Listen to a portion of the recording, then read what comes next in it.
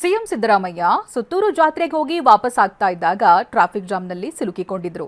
ಸಂಚಾರ ದಟ್ಟಣೆ ನಿಯಂತ್ರಿಸಬೇಕಾದ ಎಸ್ಪಿ ಮಾತ್ರ ಬೈಕ್ ಸವಾರನಿಗೆ ಒದೆಯೋದಕ್ಕೆ ಹೋಗಿ ದೌಲತ್ತು ತೋರಿದ್ದಾರೆ. ಎಸ್ಪಿ ಬಾಲದಂಡಿ ನಡೆಗೆ ಜನಾಕ್ರೋಶ ವ್ಯಕ್ತವಾಗಿದೆ. ಸುತ್ತೂರು ಜಾತ್ರೆಗೆ ಹೋಗಿದ್ದ ಸಿಎಂಗೆ ಟ್ರಾಫಿಕ್ ಬಿಸಿ.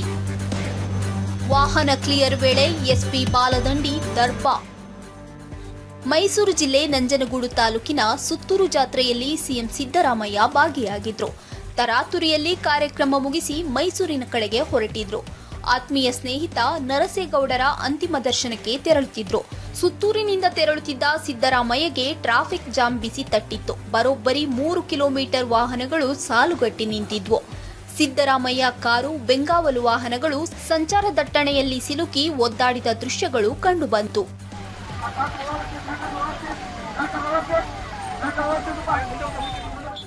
ಸಿಎಂ ಸಿದ್ದರಾಮಯ್ಯ ಕಾರು ಟ್ರಾಫಿಕ್ ದಟ್ಟಣೆಯಲ್ಲಿ ಸಿಲುಕಿಕೊಳ್ತಾ ಇದ್ದಂತೆ ಪೊಲೀಸರಂತೂ ಕಕ್ಕಾಬಿಕ್ಕಿಯಾಗಿದ್ರು. ಖುದ್ದು ಮೈಸೂರು ಜಿಲ್ಲಾ ಎಸ್ಪಿ ಮಲ್ಲಿಕಾರ್ಜುನ ಬಾಲದಂಡಿ ಫೀಲ್ಡ್ಗಿಳಿದಿದ್ರು. ವಾಹನಗಳನ್ನ ಕ್ಲಿಯರ್ ಮಾಡುವಾಗ ಬೈಕ್ ಸವಾರನೊಬ್ಬ ಮಧ್ಯ ನುಗ್ಗಲು ಯತ್ನಿಸಿದ್ದ. ಈ ವೇಳೆ ತಾಳ್ಮೆ ಕಳೆದುಕೊಂಡ ಎಸ್ಪಿ ಬಾಲದಂಡಿ ಬೈಕ್ ಸವಾರನಿಗೆ ಕಾಲಿನಿಂದ ಒದೆಯಲು ಮುಂದಾದ್ರು. ಜಾಸ್ತಿ ಆಯ್ತು ಇದು ಅಂತ ಪೌರುಷ ತೋರಿಸಿದ್ರು.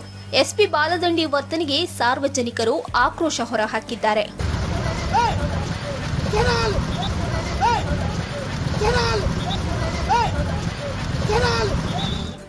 ಅದೆಂಥ ಪರಿಸ್ಥಿತಿ, ಒತ್ತಡವನ್ನು ನಿಭಾಯಿಸೋದು ಪೊಲೀಸರ ಜವಾಬ್ದಾರಿ. ಮುಂಜಾಗ್ರತಾ ಕ್ರಮಗಳನ್ನು ಕೈಗೊಳ್ಳುವುದು ಬಿಟ್ಟು ಅಮಾಯಕರ ಮೇಲೆ ಎಸ್ಪಿ ಮಲ್ಲಿಕಾರ್ಜುನ ಬಾಲದಂಡಿ ಮತ್ತು ಪೊಲೀಸರು ದರ್ಪ ತೋರಿದ್ದು ಎಷ್ಟು ಸರಿ?